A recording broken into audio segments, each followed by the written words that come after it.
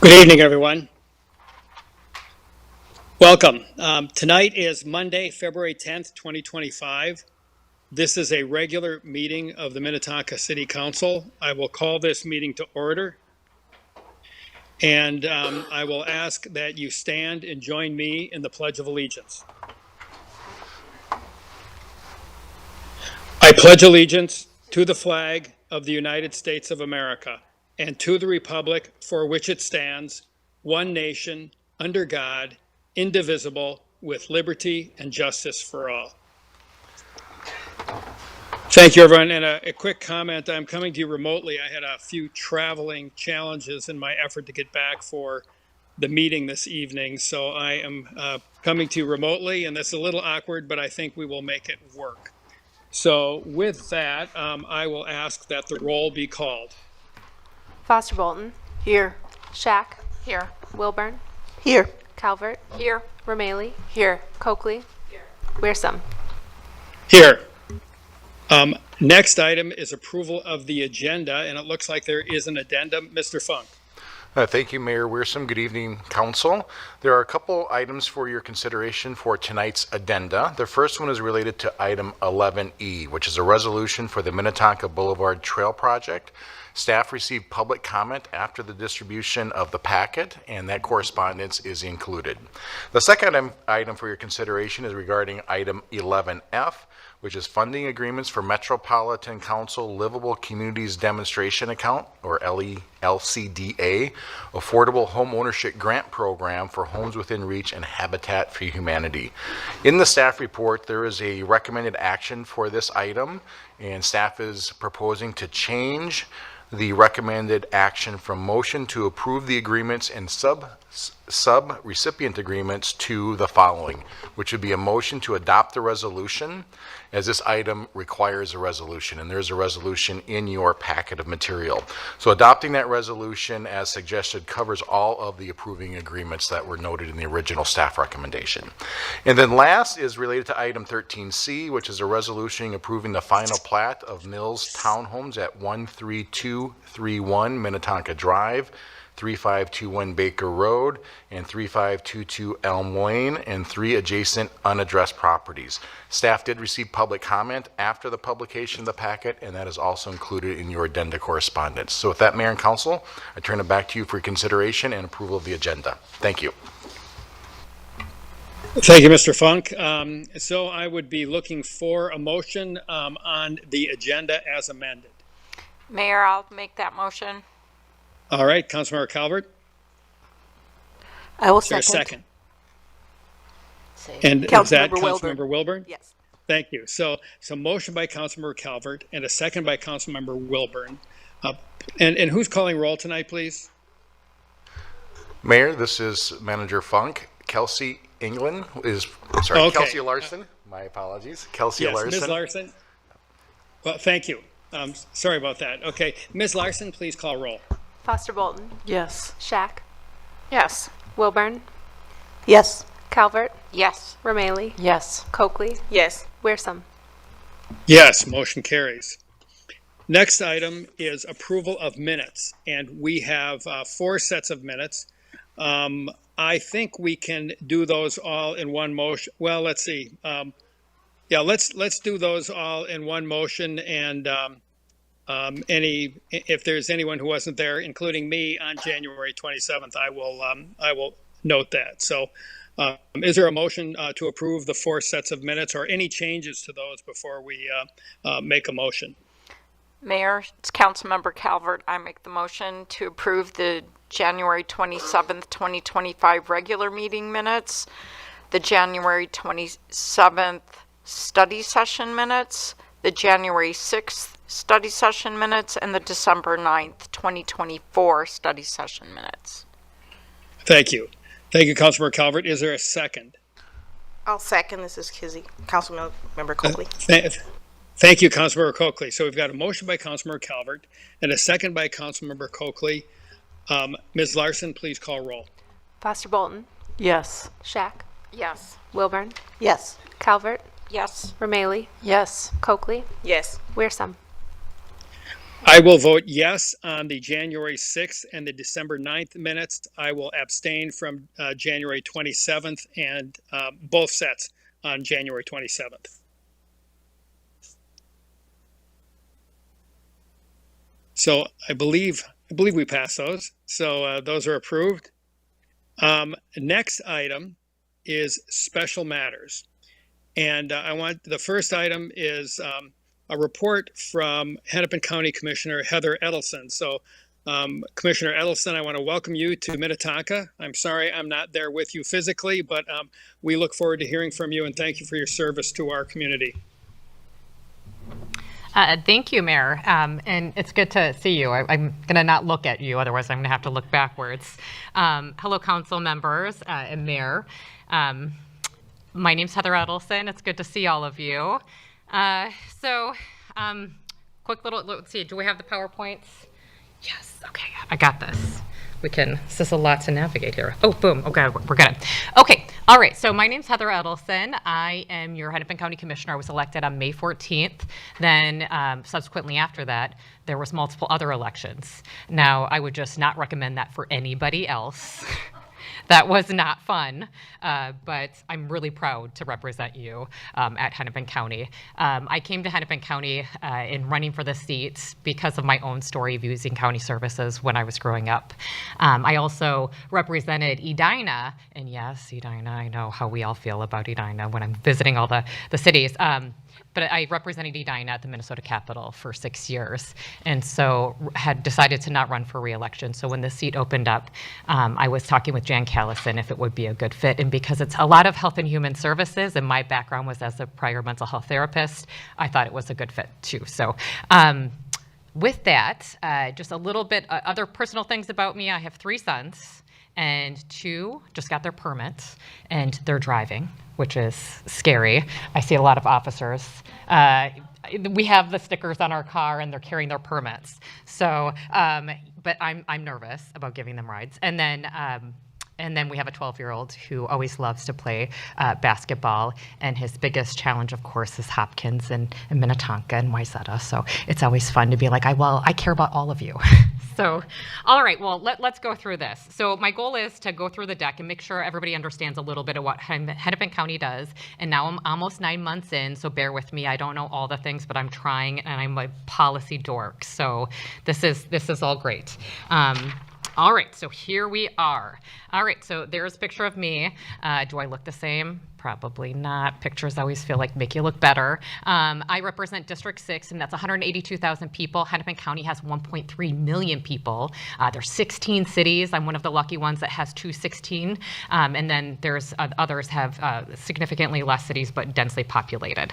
Minnetonka and Edina are the most populated cities. And Mr. Funk and I were just going back and forth on which one is most populated. We're going to leave it to you guys to Google to figure out which one. All right, so with that, our commitment is to providing good quality services in the areas of health, income, justice, education, employment, housing, and connectivity. Over the past several months, I have had a meeting where we pulled together all of the mayors of District 6, mayors and city managers, as well as the police chiefs and fire chiefs. We have, oh goodness, what else have we done? We've done an EMS meeting, and we really are trying to get feedback to figure out where there are issues in the community. And Mr. Funk actually recommended, very good, and I think we're going to do this, is do a study on our EMS services to see where there's gaps. And I was just talking to our city administrator today, and it was wild that it came up as a suggestion at the very end when Mr. Funk was not feeling well. He joined us, but as well as the mayor. And I think it's going to be something that will be really helpful for us to look at. There are gaps from what we're hearing, but also Hennepin EMS is doing truly the best job they can. They're staffing up, and I really feel like we're getting to a better place. So always better and more work to do. So Hennepin County has a $3.1 billion budget. So this last year, we adopted a 5.5 levy increase. And just for point of reference, other counties across the state of Minnesota, Ramsey was at a 4.75, a little lower but a little smaller of a county. Anoka was at 16.9, Dakota at 9.9% levy increase, and Washington was at 5.9. I think just like city councils, the county is really concerned to make sure that our levy increases aren't such a burden to our residents. And so we're really cautious about that. One of the things that we're being careful about. And also just a picture of what that looks like. For the $3.1 billion that you'll see on the screen, 1/3 of that is coming from property tax dollars. The other 2/3 are federal and state funds that are coming through, and usually they have with them specific mandates that we have to do, things that we're required to do. And so hopefully I'll tell you a little bit about those. There's 7 lines of business, which you'll see here broken up, the pie. So capital improvements, public works, resident services, human services, operations and disparity reduction, health, and then law, safety, and justice. You'll see that health and human services is about 42% of our budget. It's a big slice of the pie. Human services. So thinking about, we just had a call last week. Commissioner Gattell and I still want to say representative coming from the Capitol for so long, but Commissioner Gattell and I had a call with people from the community, and there were several Minnetonka residents on that call talking about disability waiver services. Right now, we help with the state of Minnesota to certify people that have disabilities. Now we'll certify them for a year, but a year from then they have to come back, even though they might have a permanent disability, and they have to be certified again. And so right now the state is going through this waivers reimagined. It sounds really good, except there's a lot of struggles. And so right now they haven't fully implemented it. We have people on the county that are really looking at how this is going to work for people's lives. But this is a huge service that we provide for Hennepin County and for all of our residents. And this is counties across the state are doing this work. So mental health, a few things just to highlight. COPE is our mental health response team that's able to be called onto a scene. We also, they operate a 24/7 crisis line for youth to also be joined, and that's run by Nexus, who is going to be the operator of our crisis youth facility that we're opening up at 1800 Chicago that I'll talk about a little bit later on. We also take all of the child abuse and vulnerable adult calls. It was actually one of my first areas of working in policy. I was a Hennepin County guardian ad litem when I was just 24 years old. I was a Hennepin County guardian ad litem just because of the things that I experienced as a child, knowing that my mother loved me, but we struggled. And that just because you struggle doesn't mean that you shouldn't be with your parent. And so trying to really look at how do we keep families united is really important for me. Economic supports is just right there at the top of the screen. I'm showing you this graph because I think it's important to see from 2020 to 2023, we have seen benefits or people requesting benefits more than double. And so what's happening here, those are cash benefits, food assistance, child care assistance, housing supports. And so we're trying to get in there and see what's happening. How do we help people? We know that there's a lot of issues in terms of getting employment if you've maybe had a past criminal history. So we have the Pathways program. We're always trying to identify issues that we can do as a county, we can leverage to help make people's lives easier. And now public safety are the next 2 slides. So there's things that the county does on its own, and then there's things that sheriff and the county attorney do. So Hennepin County Public Safety, so us on our own, we run the PSAP line. So that's going to be when you call 911 and you're connecting to dispatch. That county run. And then we have right there the county liaisons, which Minnetonka has one, which is increasing our relationship to have a more positive relationship with communities all throughout the city. And then the growing mental health needs, I'm kind of going reverse, my apologies. But I already mentioned the 24/7 COPE line as well as the youth. But the embedded social workers is something that's very positive. I remember meeting with the Minnetonka police chief early when I was running for office, and he was saying that the Minnetonka social worker was really a huge benefit. And I know that there's a process right now where you're thinking about bringing, I don't know if that's begun yet or where that is, but the embedded social workers is really a program that's working. I would love to see that continue to be expanded. And then Department of Community Corrections. We supervise 22,000 adults and youth on probation at any given day. And we also own all of the jail facilities that the sheriff operates. So also the adult correctional facility, which is thought of as the workhouse. And then I'm not going to touch on them too much because they're duly elected on their own, but we manage the budget for, they're managing their budget. We approve the budget, for the sheriff and the county attorney. So for when there's instances where we maybe have to go over, one thing I just like to highlight right now is, for no fault of her own, Hennepin County Sheriff is experiencing, we're having more people come into the system that we're able to staff, and the demand is there.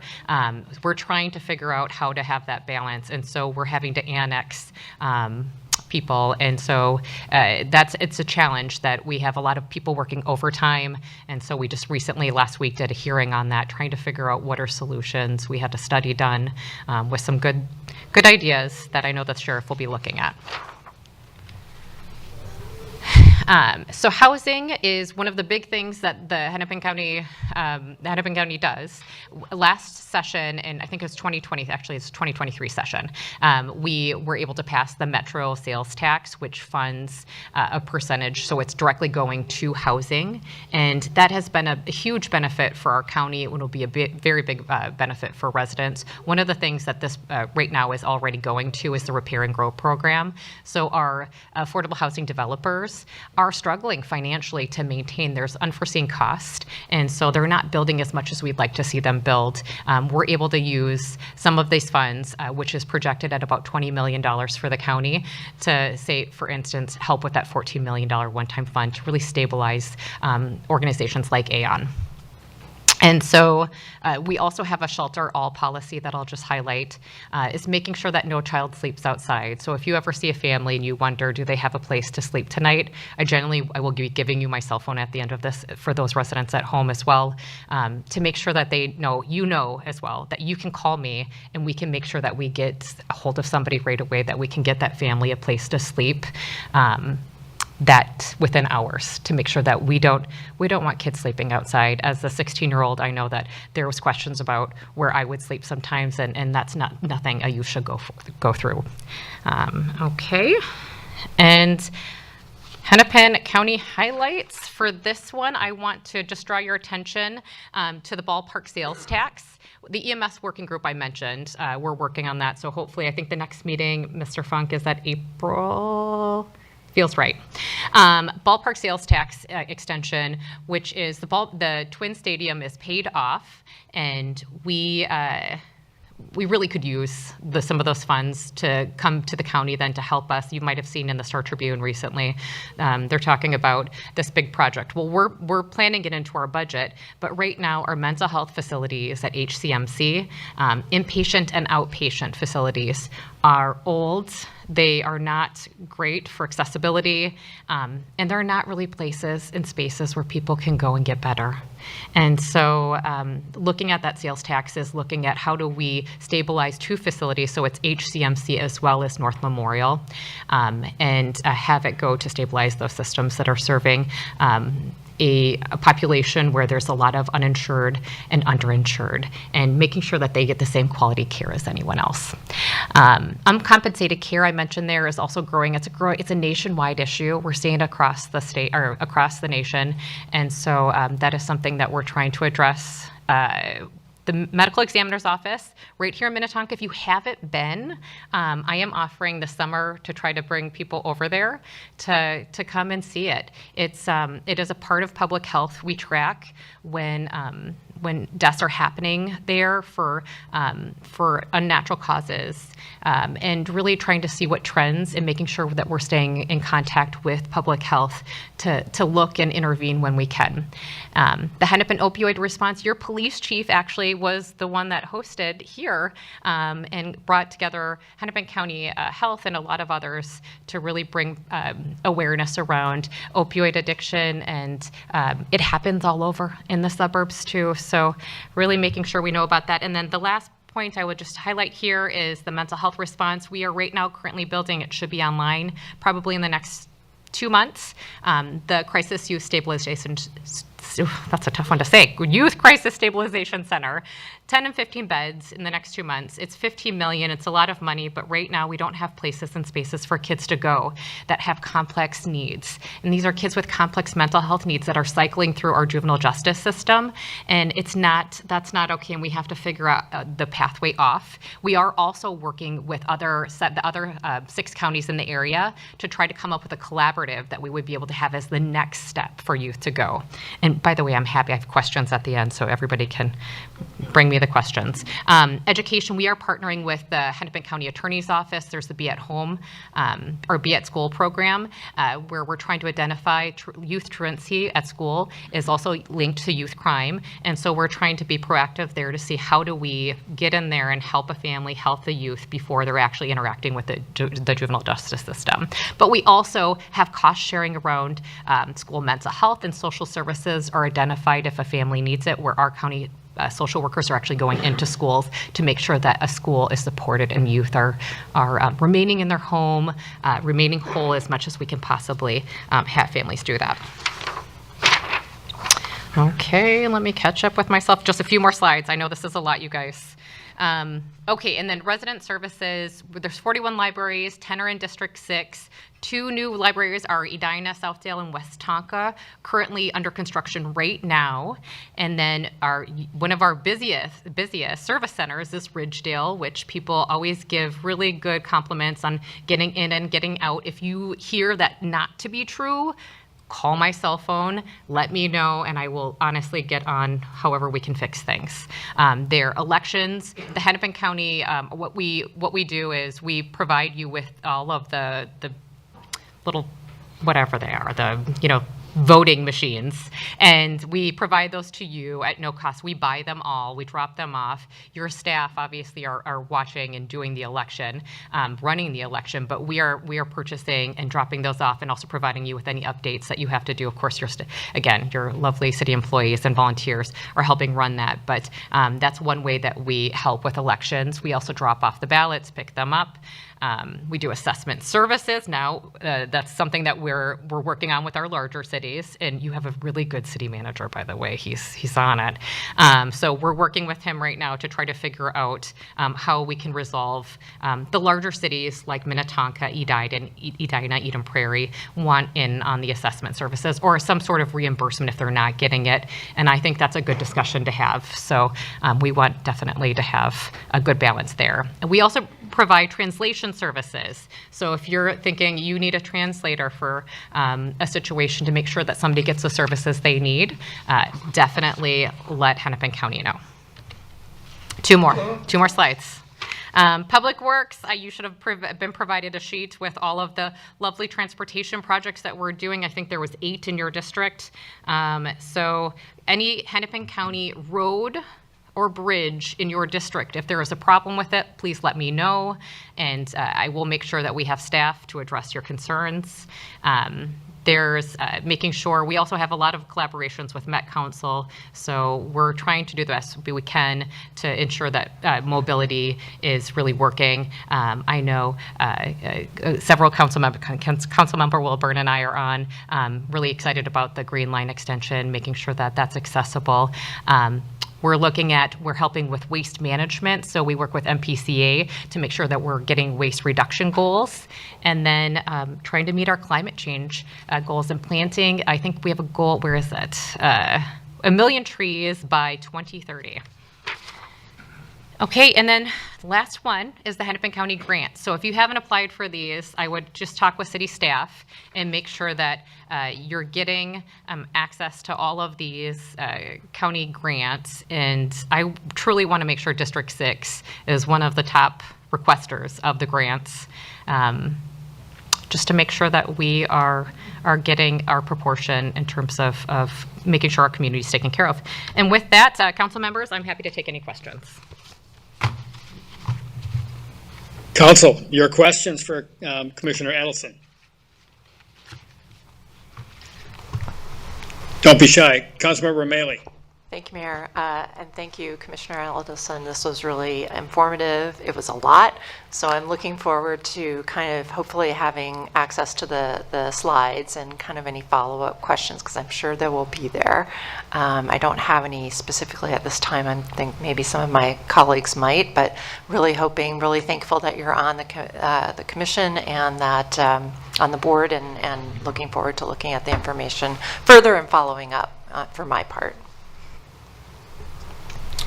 Other questions?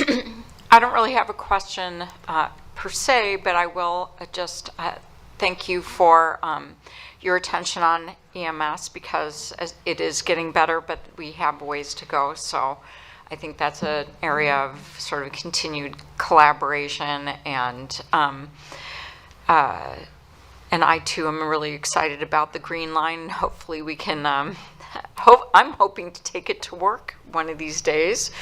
But the only other thing is you were talking a little bit about calling you or your office about, you know, if we come upon a family that's experiencing homelessness.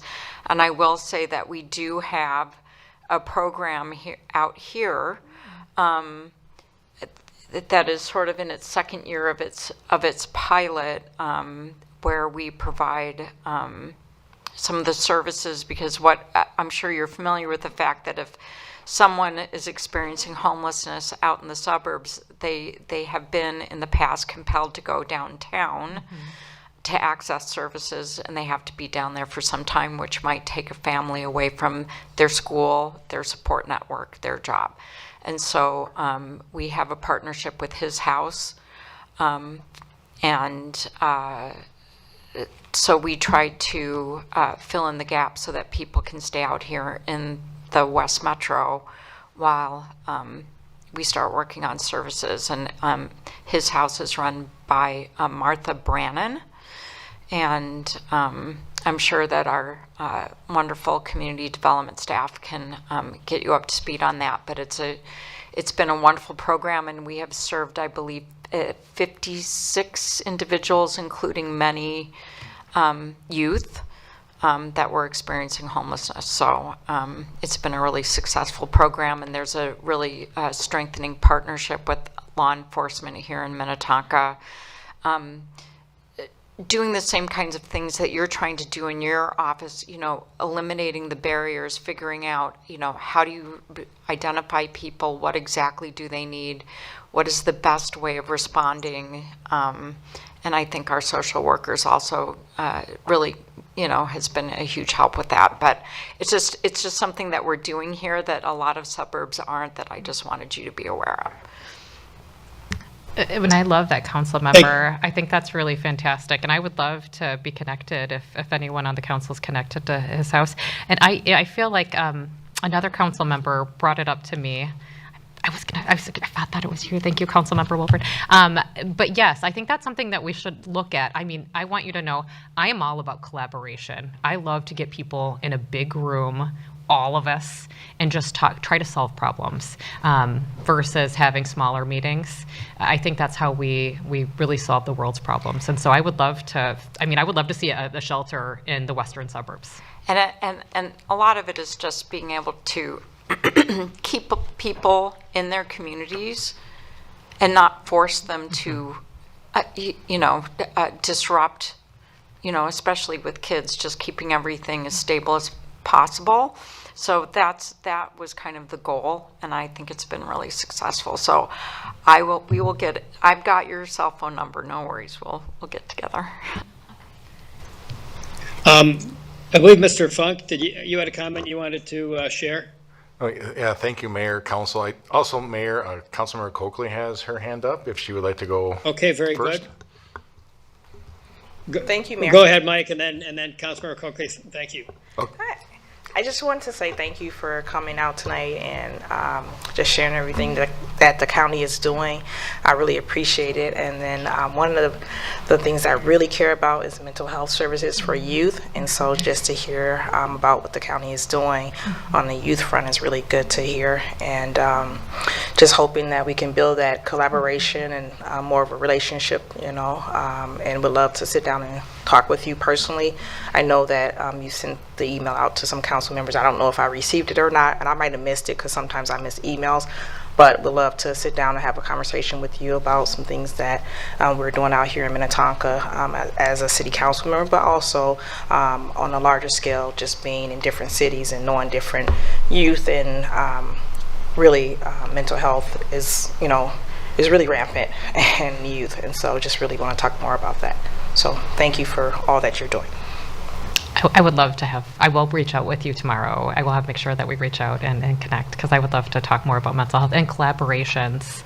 And if I could give my cell phone number now, I feel like this would be a good time. It's 651-785-8696. And genuinely, for those at home or for any council member, again, it's 651-785-8696. Truly, I am about collaboration and seeing how we move things forward together. Thank you. Very good. Mr. Funk, go ahead, and then if there's any other council members who have questions, we'll get them done. All right, thank you, Mayor. I'll be very brief. I just want to submit to you, council, and appreciation for Commissioner Edelson has been very collaborative. I know you've used that word a few times this evening, but her actions speak to her words. Been refreshing from a staff perspective that as we've partnered with the county on so many different areas, had a lot of conversation. Commissioner Edelson's been extremely responsive, willing to be partners, collaborative, and so anytime we've needed to chat, she's been easy to pick up the phone or share a message. So really appreciate you representing Minnetonka and Hennepin County, and look forward to the upcoming years of working together. So thank you for everything you're doing. Thank you. It's my honor. Thank you all. Thank you. Well, before you go, Okay. I'm coming back. just a quick one. Okay, the council got all their shots in, and I just want to say, Commissioner Ellison, thank you so much for everything you're doing for us.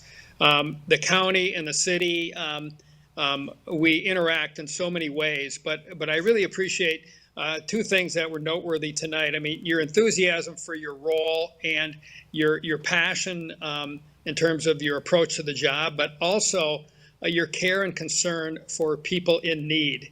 I know that is driven largely by much of your life experience. But, as we've talked about, I mean, we talked about homelessness tonight. We talked about mental health tonight. I mean, the county has 42% of your budget goes to health and human services issues. And I don't know many families who do not have needs that are touched by the county. So I just want to say thank you. We want to collaborate. That's a big word for us too. And thank you for being here tonight. It's much appreciated. It's my honor, Mayor. Thank you so much. Okay, thank you. All right. Thank you, Commissioner Edelson. I think we're done. So we'll go to the next item.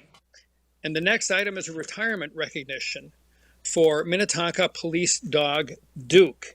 And I've got, if I can pull it up here, I've got something that I'm going to read, and then we will ask some members of our police force to come up and comment too. But Duke is retiring. Canine Duke joined the city of Minnetonka in 2014, and his career began with a bang, literally. On the day Duke met his handler, Officer Joe Mace, he leapt out of a second-story window.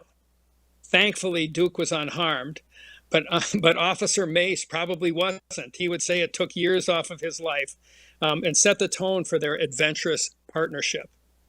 Duke and Officer Mace began their formal training at Canine School in September 2024, graduating on November 26th of that year.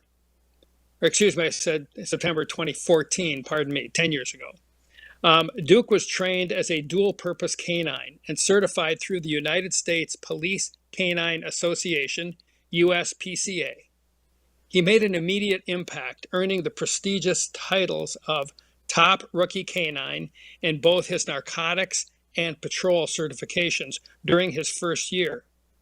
Duke even went above and beyond, earning a rare certification in tracking, a skill not required by the USPCA, but one that would define his incredible career.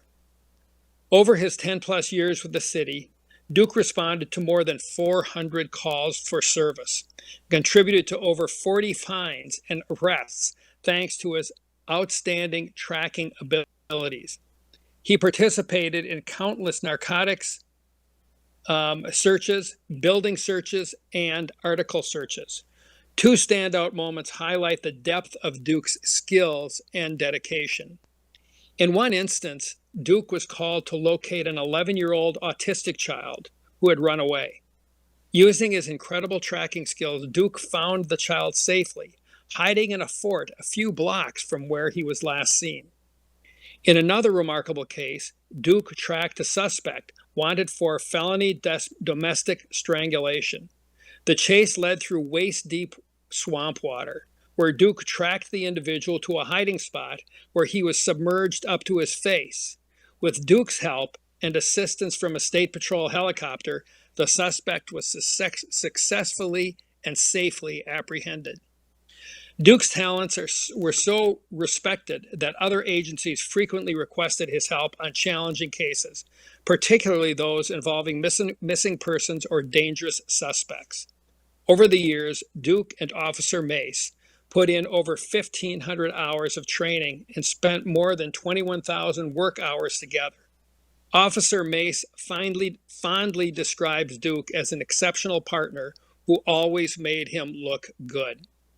While Duke was all business on duty, he had a softer side during his downtime. He loved spending time at the cabin with Officer Mace and his family, swimming to his heart's content. Whether it was chasing his chuck-it ball, leaping off the dock, or playing with his favorite Kong toy, Duke knew how to enjoy life off the clock. As Duke transitions into retirement, he will be moving to Texas to live out his golden years just being a dog, a well-deserved reward for his years of dedication and service. The Minnetonka Police Department, and especially Officer Mace, will miss him deeply. Duke has been more than just an asset to the department. He has been a trusted partner, a loyal companion, and a true hero. Thank you, Duke, for your remarkable service. We wish you a happy and relaxing retirement. So please join me in giving Duke a hand for his outstanding service. And then I believe some people who know Duke well wanted to say a few words. So Officer Mace, if you are interested in coming forward, or also Captain Meehan, if you want to say a few words. Officer Mace, thank you for being here. Thank you, Mayor. Thank you, council members. I want to thank everyone for their continued support for the K-9 unit over the many years. I want to thank admin for picking me to be in K-9 and for the continued support over 10 years with Duke. My wife and family, she had to run out with the two little ones. I want to thank her for all the training hours and dedication that she allowed me to put in, long nights, going to certifications. And above all, I want to thank Duke for always making me look good. So thank you. Mayor and council members, I also want to echo Joe in thanking you all for your support of our K-9 program for all these years. I also want to say that Joe and Duke were an incredible team. Every time you saw them together, they did the job, and they did it very well and very professionally. We're always proud of Joe and Duke, and we're certainly going to miss having Duke around. But he is going to a much more fun place, probably, where he can hang out with other retired police and military dogs. So thank you very much to Joe and to Duke for all their hard work, and we are certainly going to miss that dynamic duo. Thank you, Captain Meehan. And clearly these K-9 officers are special parts of our police force and our city. So I just want to again reiterate our thanks to Duke for his outstanding service and for his handlers and human officers who helped him to be so successful. The next item on the agenda is the Black History Month proclamation, and I've asked Councilmember Wilburn to read that proclamation. Councilmember Wilburn.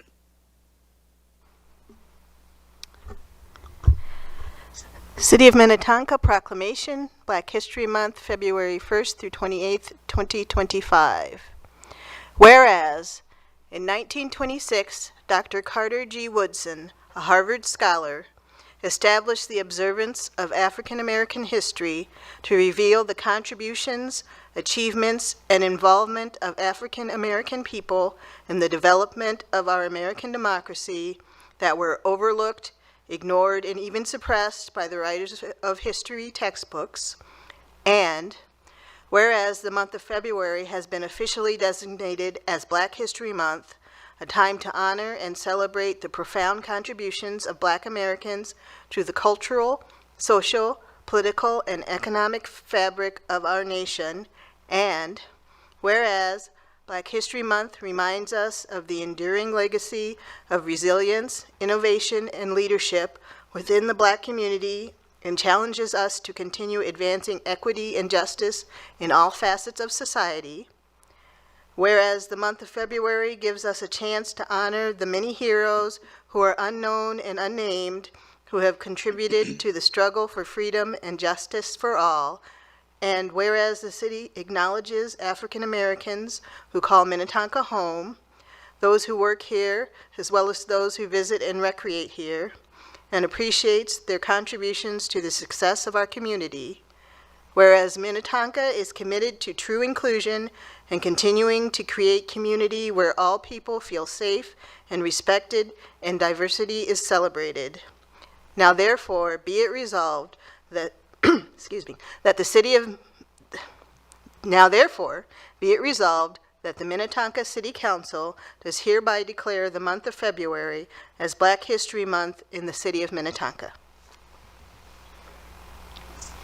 Thank you, Councilmember Wilburn. And I just want to add to this a little bit. I mean, Black History Month is important for all of us. We need to understand our history.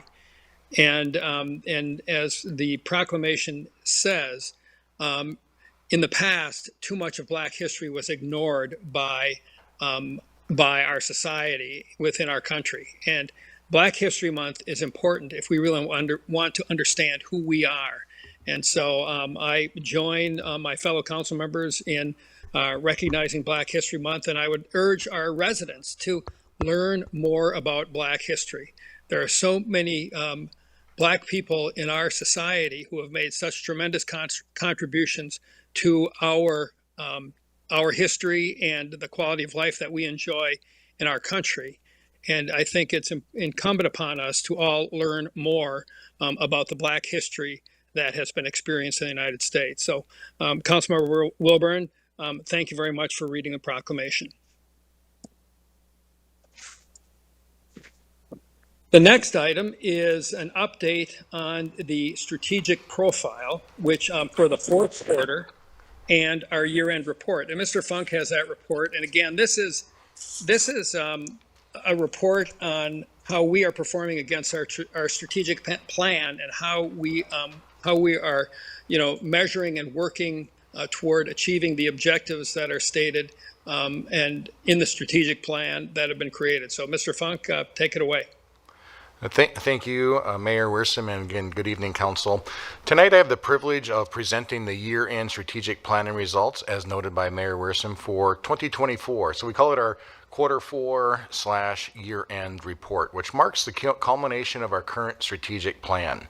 This plan, if you recall, was approved in 2021 after an extensive and thoughtful process and has served as guiding framework for the past almost 4 years, helping us align our priorities, allocate resources, and remain accountable to the community that we serve. First and foremost, I really want to express my gratitude to the City Council and our previous City Council that adopted this plan originally in 2021. Your vision and leadership have been instrumental in shaping our strategic direction, and your steadfast support, both financially and through our operations, have enabled staff to focus on delivering meaningful results. I also want to recognize our department directors, our team leads on each of these pillars, and our employees whose commitment to this plan has translated to strategic goals into tangible processes, and outcomes. Looking back, I'm incredibly proud of what we've accomplished together. Through our collective efforts, we've strengthened Minnetonka's position as a thriving, high-performing community and organization, one that embraces continuous improvement. You've often heard me talk about the Baldrige model, and the Baldrige model is one that emphasizes a systems-based approach to achieving excellence, aligning closely with our efforts to foster innovation, efficiency, and a meaningful impact. As we turn our page to the newly approved strategic plan for 2025 through 2027, we affirm our commitment to accountability, adaptability, and sustained success. Strategic planning is just not about setting goals. It's about ensuring that we deliver on them. And I look forward to sharing the results of our work and the lessons that will shape our future efforts.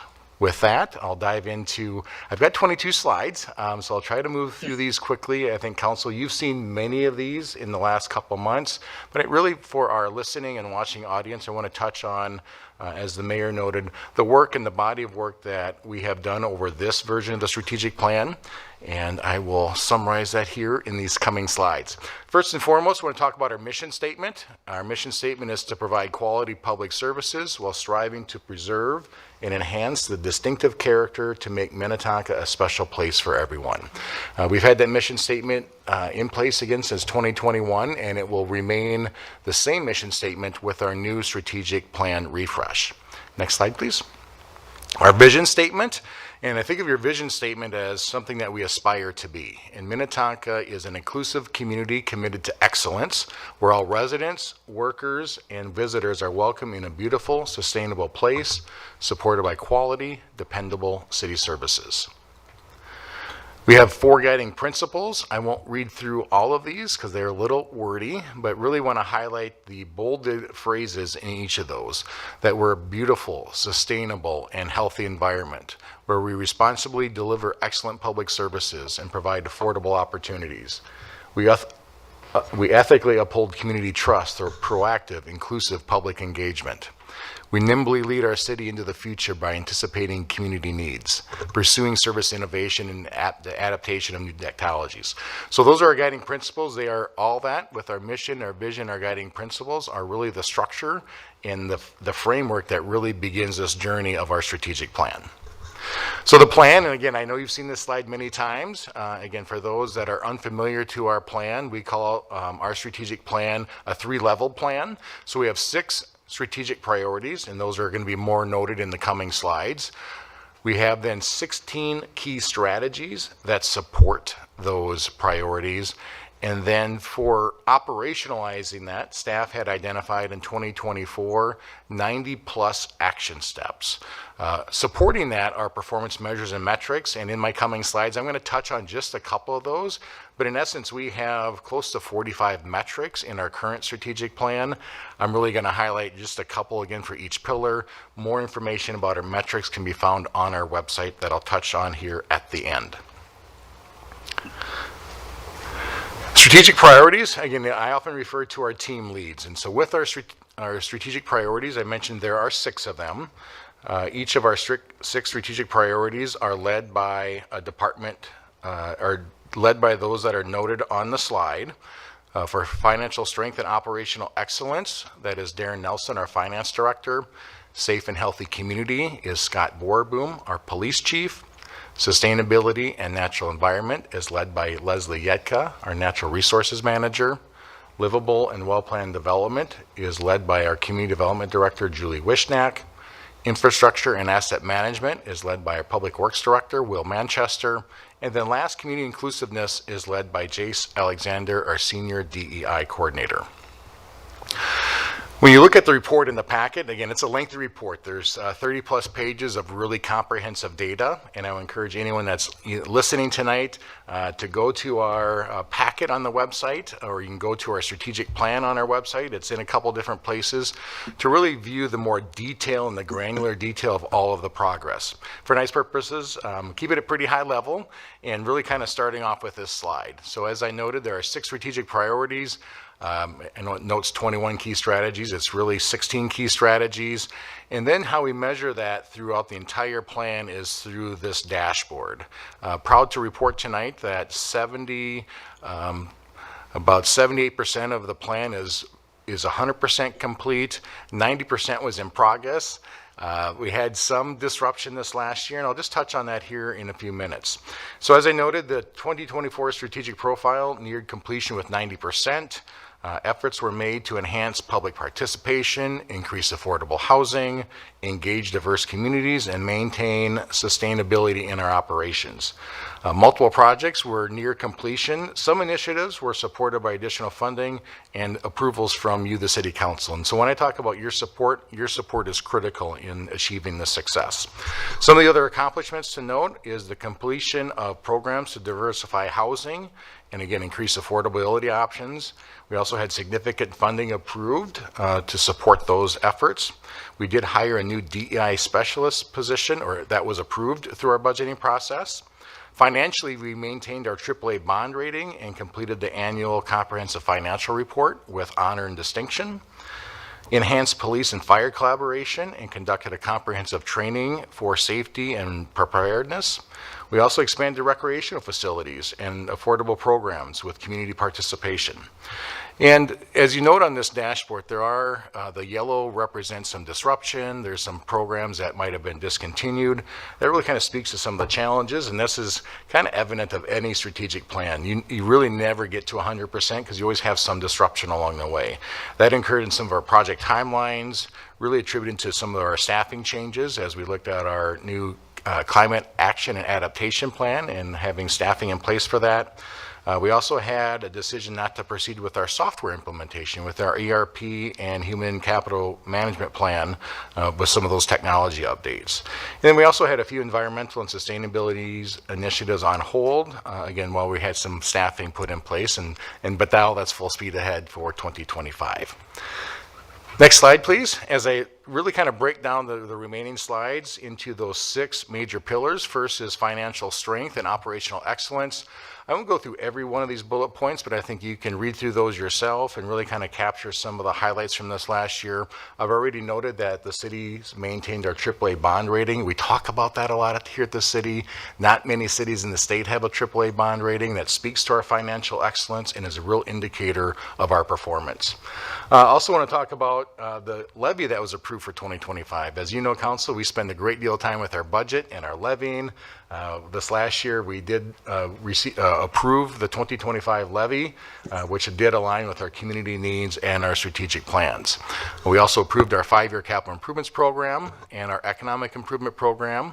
We also did long-term levy projections for financial sustainability. So we do that financial management plan as an effort as we look again at our forecasting to ensure that our long-term financial success.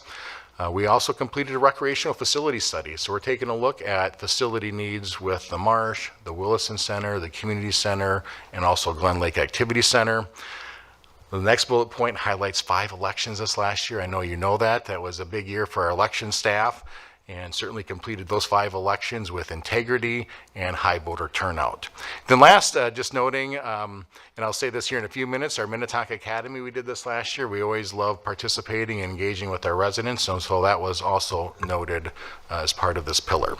Some of the performance metrics, again, as I said here a few minutes ago, we have over 40 metrics on our dashboard. I'm just touching on a few here this evening. One of those noted on here is our fund balance percentage. That's always key as we look and manage our financial performance through the fund balance. That's noted on the graph on the left-hand side. Then certainly our certificate of achievement for excellence in financial reporting that's received by the city this last year, and of course our AAA bond rating. Moving on to safe and healthy community. Number of things noted here under safe and healthy community. One is we evaluated our patrol services for efficiency, enhanced departmental training programs. We conducted training on mental health response and autism awareness, collaborated on public awareness initiatives, and created a new communications role. Adapted fire department staffing and response plans, so looking at added fire personnel. We engaged design professionals for fire station evaluations, and that, as you know, is coming up in 2025 for further conversation. And then we implemented new crime prevention technologies. That's the Axon project. Progressed police officer hiring and received a grant for our cadet position. Again, you have action later and consent that adds to that grant. We also completed a recruitment video and establishment of the Student Multicultural Advisory Committee, implemented safety campaigns and provided transparent crime data. And so the dashboards that Chief Warboom and his staff have implemented this last year, completed training for our city departments on preparedness, and developed joint plans for mass casualty events. So again, a lot of work behind the scenes as we prepare as a community for any type of emergency that might hit our city. And then last worth noting is enhanced recreational facilities and providing a variety of affordable programming. So it really speaks to Mr. O'Day and the work being done in our rec department. Some of the performance metrics are noted there on this slide. I would maybe turn your attention to 2024 health and wellness opportunities, just really the work that's being done to expand and enhance our programs. So 28 unique program types were evaluated this last year. And then from a health and fitness standpoint, just really looking at the work that our staff does to create and have participation to fitness classes every single week. We're hundreds of classes or 100 classes really offered on a weekly basis. Next, sustainability and natural environment. The CAP plan, as we've talked about a number of times, so that was approved. The Climate Action and Adaptation Plan. We became a low salt design pilot city through the 9 Mile Creek Watershed District. A wetland prioritization scheme was developed using our GIS. We also made progress in enhancing and expanding the city's stormwater infrastructure inventory. We did a 3rd annual electric event that was held at Ridgedale Mall. And then the city partnered with Hennepin County and Better Futures to allow for building material donations as part of the city's spring community drop-off event at Public Works. Some of the performance metrics noted here, we look at stormwater inspections every year, so we really want to make sure with our stormwater plan that we are inspecting our system. And then pivoting just with trees. I know trees is such an important of our identity here at the City of Minnetonka. We do track how many trees we plant. In 2024, trees sold planted was 951, slightly below the previous few years. And I should note that those are just through our annual tree sale. It does not count the other trees that our staff plants on public properties. Moving on to livable and well-planned development, a number of items noted here is completed programs and policies to diversify housing and increase affordable housing options. City Council approved additional funding for the Pathways program and down payment assistance programs, and we worked with Ms. Wishnak through our study sessions last year on those programs. Developed an apartment manager newsletter and an interactive housing story map. And that's been instrumental as Minnetonka has showcased and highlighted our efforts around housing and affordable housing. We approved the Amani Construction Roland Twin Home Project, so a city-initiated housing and affordable housing project. Did a business community survey. We also did placemaking designs for the Opus area, and that transformation is nearly complete. And then we updated Minnetonka Matters to enhance public participation in the development process. So we've migrated a lot of our website, what used to be on our website, project information over to Minnetonka Matters. So that's been a strengthened tool with our engagement activities. Some of the performance metrics are noted here just with our Thrive newsletter and the amount of mailings that we do, the subscribers we have continue to increase year after year. And then all of you are aware of our housing data. I know you've seen that a lot lately, and that's noted also on this page. Turning our attention to infrastructure and asset management, a couple noteworthy projects. One was completed the Hopkins Cross Road Trail project. That was a very big project for the city this last year. In total, that was a $7.6 million project. Approximately 5.258 of that was grant funding or non-city use funding. So really a large portion of that was through sources outside of property taxes. So very proud of that effort by our staff. We also then did, as always, a number of maintenance projects around our city, just really related to roads. Roads are important to us, and we want to maintain a high rating on our roads. As noted here, approximately 24 lane miles of in-house pavement, mill and overlay work was conducted. So pretty significant roadway maintenance last year. We also then installed the first city-owned rooftop solar, and that happened on Fire Station number 1, and then some other notes on other potential projects that are likely on the horizon. And then, as you know as well, Council, this last year, very active when it came to right-of-way permits. We administered over 400 city right-of-way permits for all the private utility work that's being done in our city. We anticipate more of that happening then again in 2025. Some of the performance metrics there is, I noted in the previous slide about roads. This graph, we do track new miles or new trail miles constructed. So from 2020 through 2024, really 5 new miles of trails constructed. I had a council member ask me, what's the cost of constructing a trail? And it varies, it depends on the size and scope of a trail project, but a mile of trail, as we look at our trail improvement plan, ranges anywhere from $1 million to $2.5 million. And so it's an expensive venture as we get into trails and trail funding. And we also note here in our 2024 construction projects, it was a busy year for our engineering staff. 26 projects were completed last year. And then last, noting community inclusiveness, we launched the DEI Commission, so a huge effort by Jace Alexander, a senior DEI coordinator, on working with our new DEI Commission. We reviewed some of our hiring language, which is important to our internal recruitment efforts. We implemented sensory spaces at multiple city events, and I think, Council, you noticed those throughout some of our events. Summerfest was one of those. And then some new events this last year were our inaugural Black History Month celebration, the Hispanic, Latino X events, and then Pride Month community celebration. So certainly our community inclusive efforts were increased significantly this last year, really through the work of Jace Alexander and a lot of our staff coordination included in that. Some of the metrics are listed there, really related to language accessibility. You can note that on the slide, just really the work of our staff, ensuring that we have language available, whether it was through any of our elections. Really kind of noted here is our election, the 5 elections we had last year, and the work of our staff and working to make sure that alternative languages were included in our elections. I'd also note that on the upper right-hand corner of this slide, that our HR team and others attended 16 career fairs in 2024. So really, as a city, we're out recruiting, spending our time finding a new generation of worker outside of our traditional methods.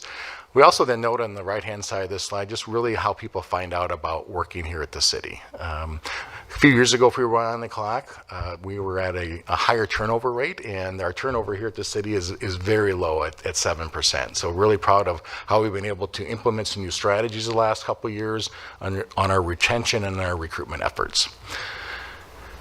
And then last I'll note is our community dashboard. We often reference our community dashboard. It's up to speed. We update it every quarter. So council, whenever you get an update, a quarterly update from staff, we update our community dashboard.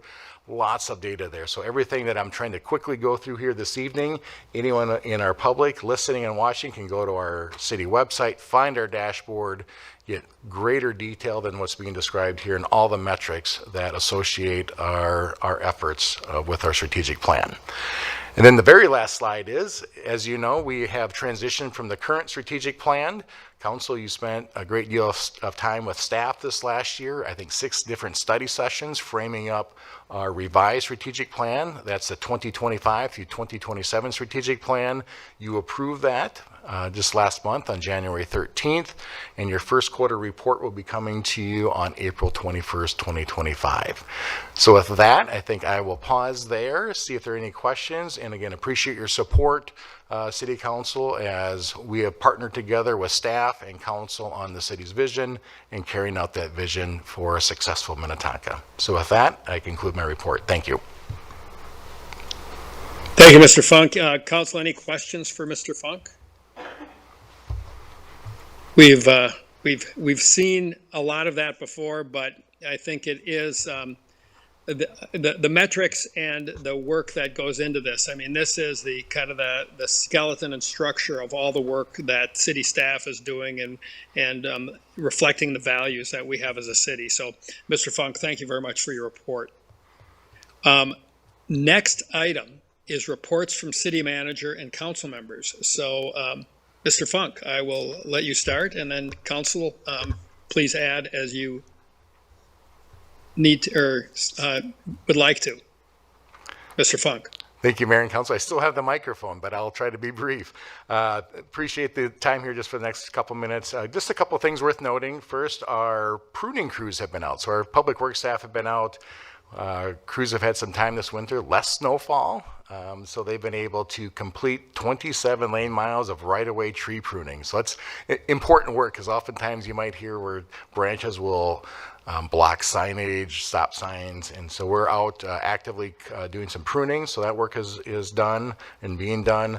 Our forestry staff is meeting with applicants of the Relief Grant Program to assist in choosing replacement trees for those removed due to disease. So we're gearing up for that spring sale, and our staff is working on that program.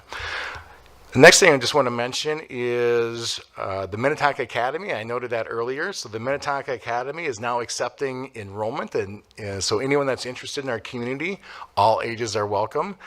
We often see most residents that do the Minnetonka Academy are over the age of 55. We would welcome more ages. All ages are welcome. So it's your chance to go inside city operations a little bit. We spend Tuesdays, February 25th through March 25th from 6 to 8 going through our operations. And so anyone that signs up to participate will get a chance to get firsthand information from staff. We really present some really good information just about how the city works and give people a really in-depth look at what we do here at the city. So encourage anyone to go on our website, enroll for that coming up. Also want to note that Jace Alexander, again, I mentioned his name a few times tonight, that he has coordinated with the City of Hopkins for the Expressions of Blackness. That is to celebrate Black History Month, and so I appreciate that partnership with the City of Hopkins. That will be February 20th, so that is coming up in a couple weeks, actually in 10 days. I shouldn't say a couple weeks, from 6 o'clock to 8 o'clock p.m. at the Hopkins Center for the Arts. So with that, Mayor and Council, I turn it back to you. Thank you. Thank you, Mr. Funk. Council members, any things that you would like to report? Mayor? Councilor Calvert. Thank you. I have a few, just a couple of things. So first of all, I should have said it while Officer Mace was here, but I took Minnetonka Academy and I took Minnetonka Police Academy, and Officer Mace and Duke took me on my first ride along, and it was actually a very busy night, and it was about this time of year, and as I recall, it was 19 degrees below zero. So it was quite an exciting night, and he really was an impressive canine, and Officer Mace was an extremely professional police officer. So I'm sorry to see Duke go, but I mean, he must have been our brand new police dog that year, I'm pretty sure. So also I attended the last winter market of the year here in the community center, and I just really want to encourage people next year to go. I had a hard time not like emptying my bank account because everything there was either incredibly delicious or was just, you know, very fine arts and crafts and goods to buy, and it's just a good way to build community. Many of the vendors are, you know, residents here right in Minnetonka, and so I got to, you know, meet some constituents and talk to staff. And I was really grateful that we were continuing our sustainability work there with some staff talking about our home energy squad, energy audits, and so on and so forth. And I also went to the MLC Legislative Breakfast, which is the Municipal League legislative breakfast, where the focus was on affordable housing. And I just want to compliment Julie Wishnack for her very concise and extremely important overview of what we do here in Minnetonka and some of the challenges that every city faces. We had a panel there talking about affordable housing, and every community has a slightly different set of challenges, but by and large the challenges are all the same, and it was very gratifying to see professionals up there talking about, you know, some of the ways that they are solving the problems and removing barriers to building and living in homes. So, and And I just want to say how it was also great to see some of my colleagues at the breakfast. And I know the mayor couldn't be there because he wasn't there, but we were thinking of you. So thank you. Thank you, Councilmember Calvert. I did make it to the MLC breakfast for the East, which was because I knew I'd be out of town for this one. So I dislike missing that meeting. I did get a lot of the content from my attending, but I did not have the opportunity to be with my fellow council members and with the legislators from our part of the metro. So anyway, but it's a great event. I think those MLC, those Municipal Legislative Commission legislative breakfasts are very valuable, and I appreciate the opportunity to go. Anyone else? Yes, Mayor. Paula Romali here, Councilmember Romali. Yes. Thank you, Mayor. I just wanted to also thank all the elected officials who were at the MLC breakfast and for bringing up some very good points, as well as at our state level, as well as at the local level, and also to give my compliments to staff, especially the recreation staff, for the wonderful Kids Fest event, which was the weekend before. I think it was extremely well attended. I don't know if it was a record breaker, but it was pretty darn close. And I think everybody was having a really fantastic time. There was lots of great events and crafts and just the vendors, the people helping, and the staff who came and took a Saturday to be there and put this on for families in Minnetonka. Just highly commend them and thank them. Thanks. Thank you. Anyone else? Councilmember Coakley.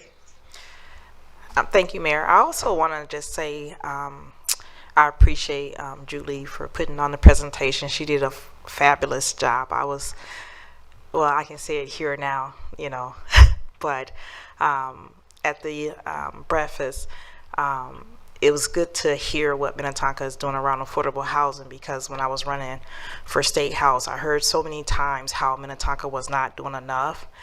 And I was just so excited to hear and see the work that we've been doing in our city. And I just really, really want to just say thank you for the work, and thank you for being able to display that Minnetonka is doing good work, and we are making sure that we address affordable housing in all kinds of ways.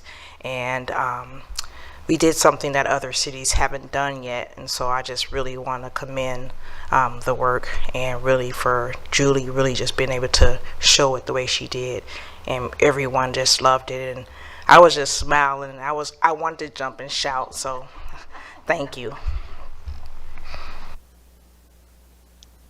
Thank you, Councilmember Coakley. Anyone else? All right. Well, I will just say that I've been in a lot of housing meetings, and I just want to thank Councilmember Coakley for her comments, and I want to thank Ms. Wishnak for the great work that she does, she and her team, in terms of promoting affordable housing in our community. And a lot of the programs that were created in Minnetonka, I've talked to other mayors and other cities about, and I know the MLC is interested, because we want to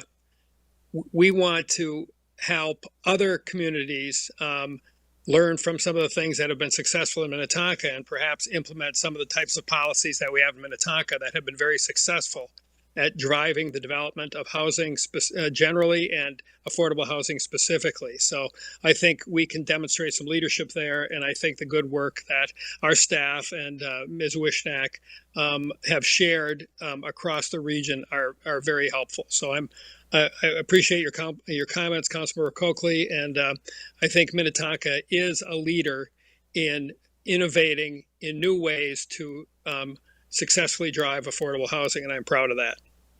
So those are my comments. Does anyone have anything else, or we'll move on? All right. Speak up, otherwise we're going to move on to the next item. And that is item 8, is citizens wishing to discuss matters not on the agenda.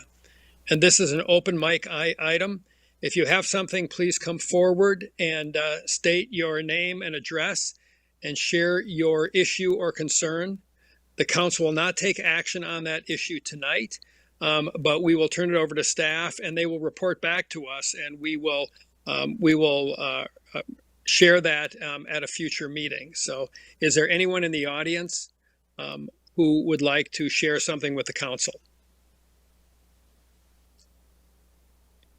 Is there anyone? I'm not seeing anyone come forward, but if there is, please come forward. Otherwise, we will move on to the next item. All right, seeing no one stepping forward, we will move on to item 9, which is bids and purchases, and we have no bids and purchases tonight.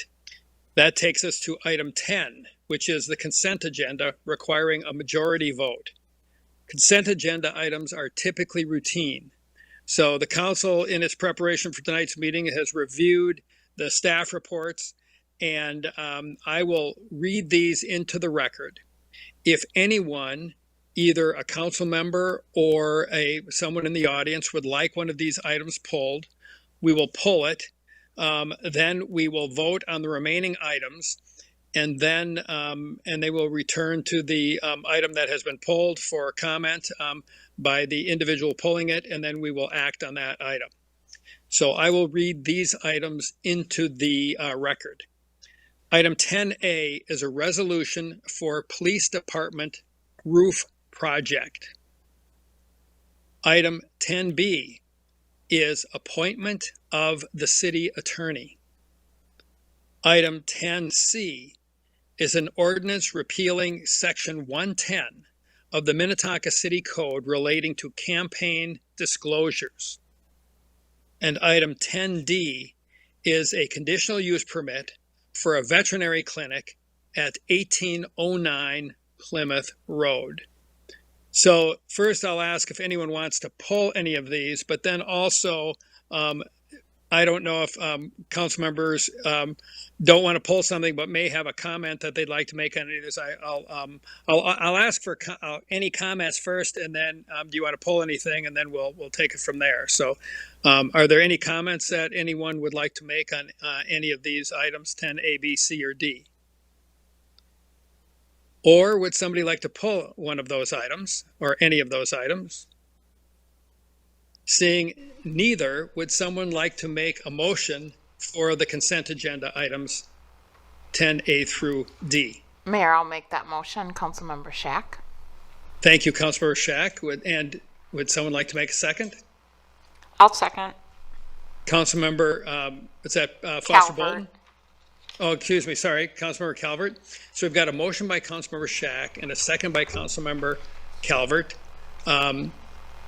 Please, Ms. Larson, please call roll. Foster Bolton, Yes. Shack, Yes. Wilburn, Yes. Calvert, Yes. Mermaley, Yes. Coakley, Yes. Wearsome. Yes, motion carries.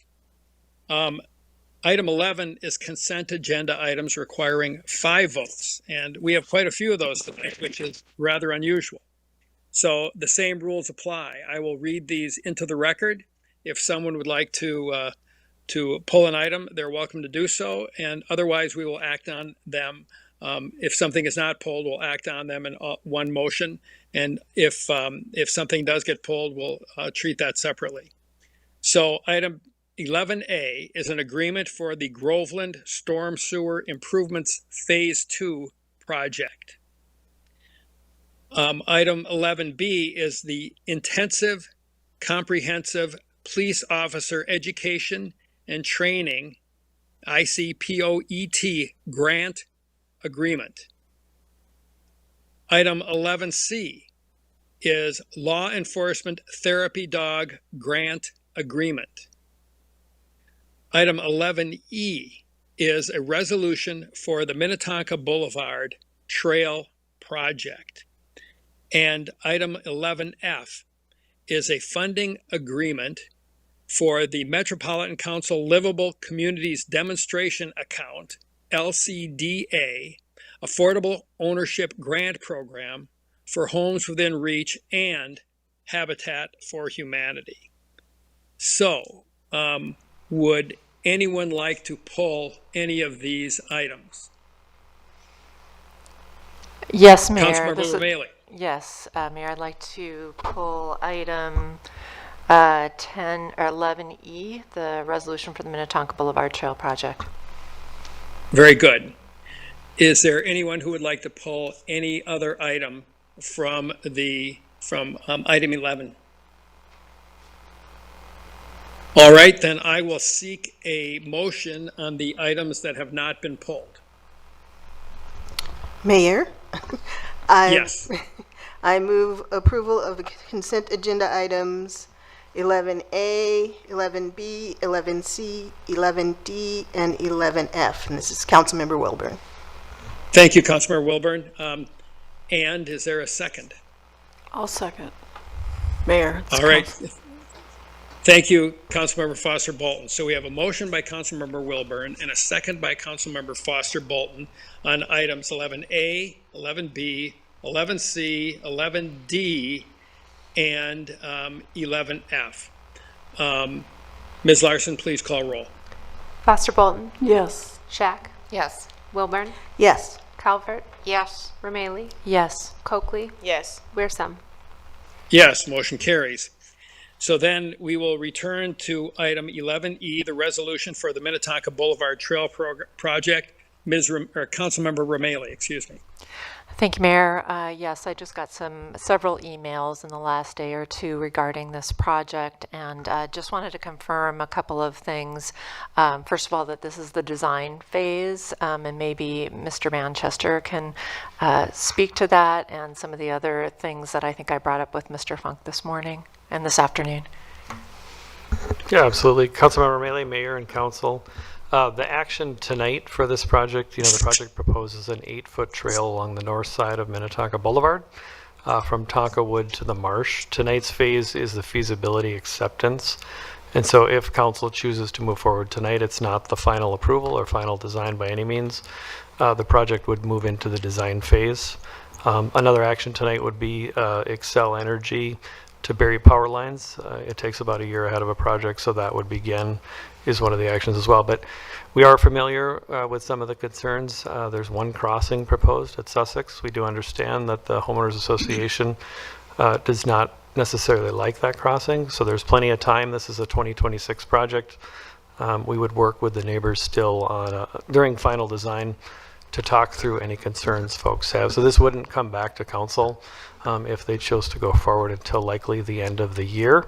So design would occur essentially from now until potentially December with lots of time to kind of work through the design and any concerns folks have. We would at that time bring something back to council based on conversations, and council would have an opportunity to consider that as well, if that helps. Yes, thank you very much. And then just to kind of reiterate or respond to another email from a Ward 3 resident that was regarding the need for a trail to kind of hook up. Basically what this does is going to connect the recently constructed trail along Minnetonka Boulevard, past Groveland School and going down that way, down to Tonkawood, and then take that trail all the way to the marsh. So unlike the trail on the other side of Minnetonka Boulevard, which kind of eventually gets you all the way to Excelsior, this stays along Minnetonka Boulevard, which the other trail doesn't. So just to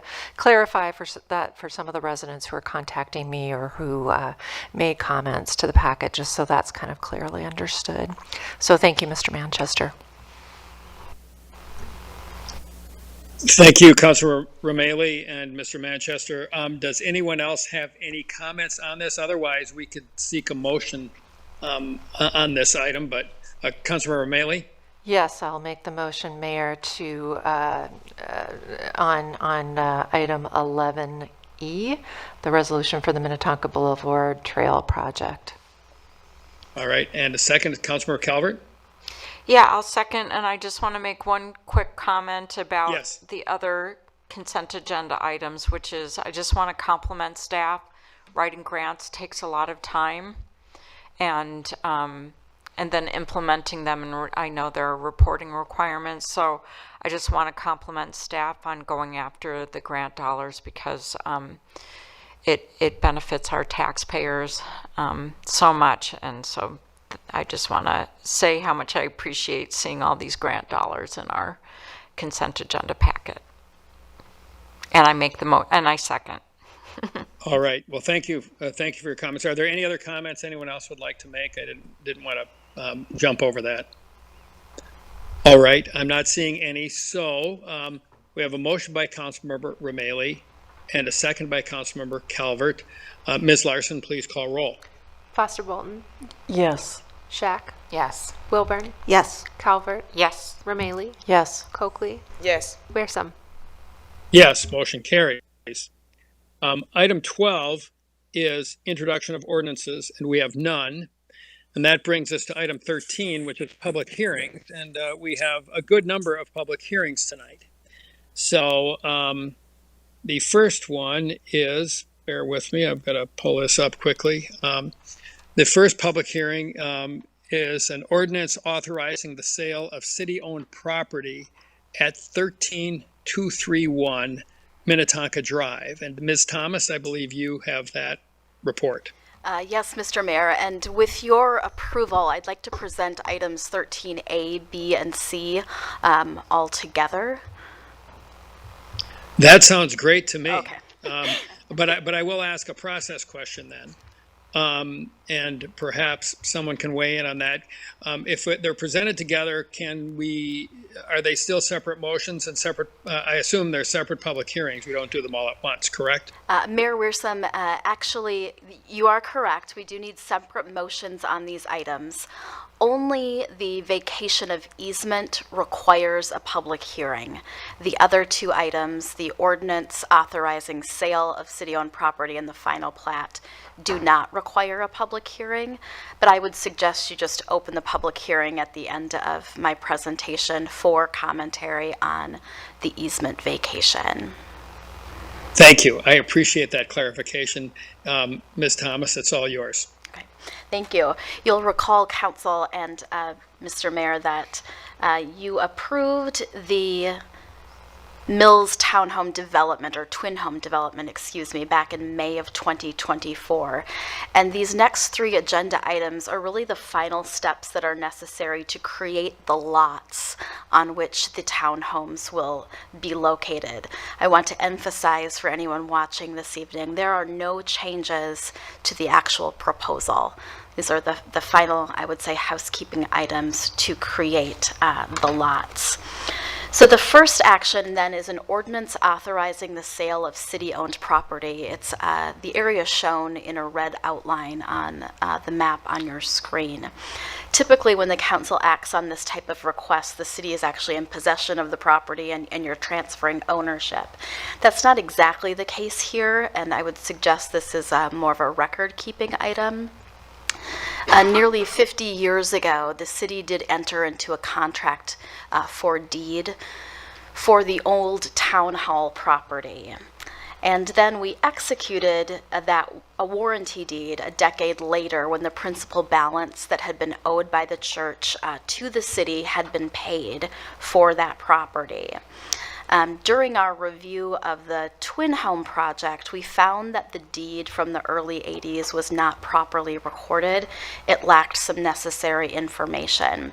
So what staff is asking the council to do this evening is first to adopt an ordinance essentially reaffirming that sale from the 1970s and 1980s and reaffirming the actions taken by the prior city officials in approving and executing that contract for deed.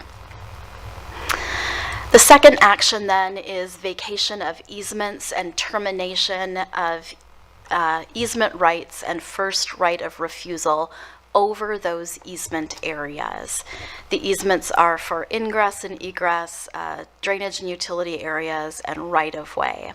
Though these will be vacated under this action, new and necessary easements would be platted under the final plat, which is in fact then the third action here.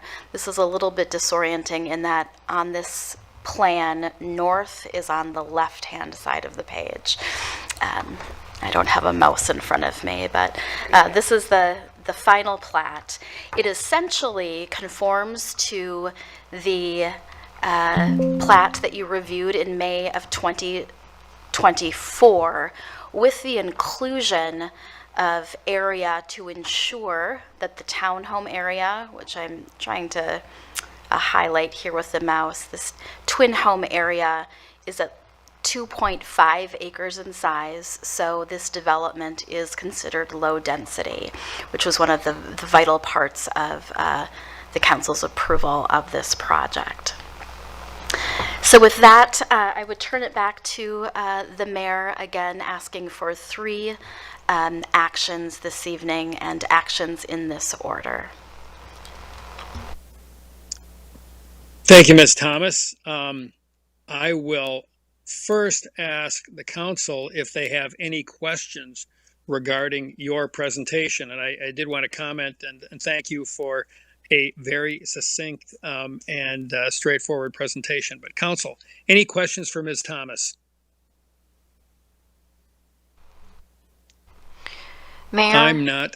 Mayor, Yes. this is Deb. So, Yep. Councilmember Calvert. So just very quickly, I believe, I'm trying to remember, I think it was 13A. There just wasn't, there wasn't a map of that specific, it's the whole thing? Okay.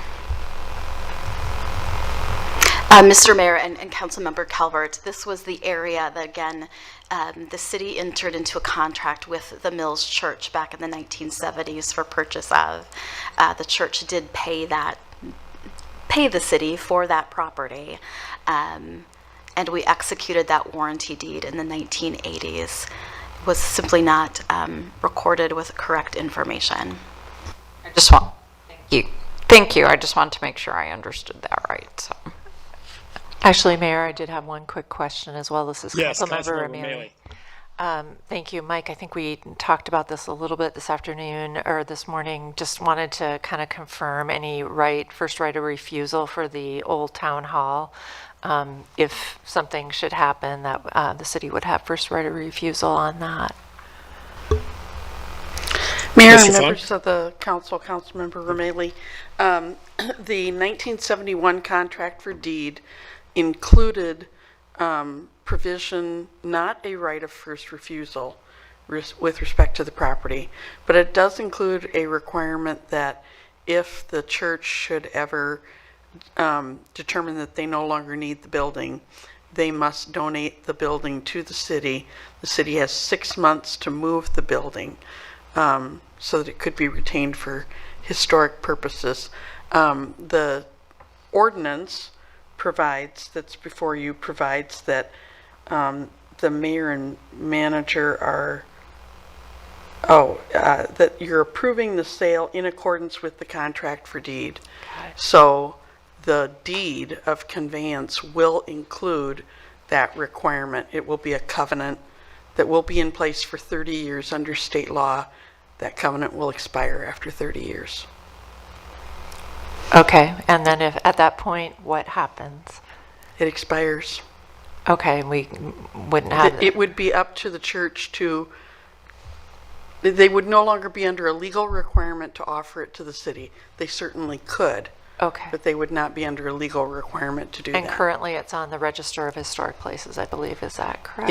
It is. It's on Okay. the National Registry of Historic Places. Okay, thank you. Thank you, Ms. Heine. Are there other questions, council? All right, I'm not seeing any. So, let's see. As I understood, what Ms. Thomas told me is that we can deal with these all in one action. However, we do need to hold a public hearing on item 13B, which is the resolution approving the vacation of easements at the addresses shown. And if that is indeed correct, and the council has no more questions, I will open the public hearing for comment on the vacation of easements at 3522 Elm Lane and an unassigned address and approval of easements and rights of first refusal. Is that indeed the public hearing we need to open? Correct. All right, so I will open that public hearing. And I will ask, is there anyone who would like to come forward and comment on these items? Is there anyone? I'm not seeing anyone, but because I need to ask 3 times, I will ask one more time. Is there anyone who would like to comment on this action? All right, seeing no one, I will close the public hearing. And I will bring it back to council for comments or Mr. for Mayor? motions. Yes, Can you just make sure you do them separately, the action separately? It just will make a cleaner record for us on the. I'm happy to do that. Awesome. I'm happy Thank to you. do that. And we do have it on the screen for whoever's making the motion on the first item. All right. I will take a motion on the first item regarding the authorizing the sale of city-owned property at 13231 Minnetonka Drive. So, and the so it's I'll so make the the staff motion. please do. Sorry. Yeah, Thank so- you, Mayor. It's Patsy. Thank you, Councilmember Foster Councilmember Bolton. Foster I Bolton. make a motion to adopt the ordinance authorizing the sale of city-owned property in accordance with the contract for deed and ratifying the actions taken by prior city officials in approving and executing the contract for deed. And I will second Councilmember Wilburn. All right, well, thank you. We've got a motion by Councilmember Foster Bolton and a second by Councilmember Wilburn. Ms. Larson, please call roll. Foster Bolton? Yes. Shack? Yes. Wilburn? Yes. Calvert? Yes. Romaili? Yes. Coakley? Yes. Wearsome? Yes, motion carries. So then we will go to 13B, which is the item we just had the public hearing on. And we need a motion on that. If you could put that on show that again. I can't see it here. There we are. So if someone would like to make this motion. I'll make the motion, Mayor. This is Councilmember Councilmember Romali, Romali. Thank you. I make a motion to adopt the resolution vacating easements and authorizing the termination of easement and rights of first refusal. Thank you, Councilmember Romali. Is there a second? I'll second. All right, and thank you. That's Councilmember Foster Bolton. So we've got a motion by Councilmember Romali and a second by Councilmember Foster Bolton. Ms. Larson, please call roll. Foster Bolton? Yes. Shack? Yes. Wilburn? Yes. Calvert? Yes. Romaili? Yes. Coakley? Yes. Wearsome? Yes, motion carries. And then item 13C is a resolution approving final plat of Mills Townhomes at 13231 Minnetonka Drive, 3521 Baker Road, 3522 Elm Lane, and 3 adjacent unaddressed properties. Would someone like to make that motion? I will make the motion that we adopt the resolution as read by the mayor. Councilmember Wilburn. Thank you, Councilmember Wilburn. Is there a second? I'll second Councilmember Shack. Thank you, Councilmember Shack. So we've got a motion by Councilmember Wilburn and a second by Councilmember Shack. Ms. Larson, please call roll. Foster Bolton? Yes. Shack? Yes. Wilburn? Yes. Calvert? Yes. Romaili? Yes. Coakley? Yes. Wearsome? Yes, motion carries. So that takes us to item 14, and that is other business, and we have no other business under item 14. It takes us then to item 15, appointments and reappointments. And we have boards and commissions appointments, and so the recommended action is to approve the appointments to the Sustainability Commission, the Economic Advisory Development Commission, EDAC, and the Park Board and Senior Advisory Board. So I will read these into the record. And the appointments are for Scott Anderson to the EDAC to serve a 2-year term effective February 11, 2025, and expiring on January 31, 2027. Appoint Nicole Jin to the EDAC to serve a 2-year term effective February 11th, 2025, and expiring on January 31, 2027. Appoint Ellen Ingham to the Sustainability Commission to serve a 1-year term as a young adult effective February 11th, 2025, and expiring on June 30, 2026. An appointment of Jennifer Christie to the Park Board to serve a 2-year term effective February 11, 2025, and expiring January 31, 2027. An appointment of Brad Lehrman to the Park Board to serve a 2-year term effective February 11, 2025, and expiring on January 31, 2027. An appointment of Caleb Schultz to the Park Board to serve a 2-year term effective the same dates, February 11th through 2025 through January 31, 2027. An appointment of Karen Finney to the Senior Advisory Board to serve a 2-year term starting tomorrow and expiring on January 31, 2027. Janet Snell to the Senior Advisory Board to serve the same term effective tomorrow and expiring January 31, 2027. And finally, Bob Cohen to the Senior Advisory Board to serve a 2-year term effective February 31, 2025, and expiring on January 31, 2027. So I will make that motion. Is there a second? I'll second, Mayor. It's, Thank you. Councilmember Calvert. Thank you, Councilmember Calvert. So the mayor made the motion and Councilmember Calvert made a second. Ms. Larson, would you please call roll? Foster Bolton? Yes. Shack? Yes. Wilburn? Yes. Calvert? Yes. Romalee? Yes. Coakley? Yes. Wearsome? Yes, motion carries. The final item is adjournment. And is there a motion to adjourn? I move adjournment. Councilmember Wilburn. Thank you. And is there a second? I'll second. Councilmember O'Malley. Okay. And because I am not with you physically, I am emotionally with you, but not physically. We need to do a roll call on that. So we have a motion by Councilmember Wilburn and a second by Councilmember Romalee. Ms. Larson, please call roll. Foster Bolton? Yes. Shack? Yes. Wilburn? Yes. Calvert? Yes. Romalee? Yes. Coakley? Yes. Wearsome? Yes, we are adjourned. All right, thank you all. However, we're not done yet. We have an EDA meeting, and I will call that meeting to order.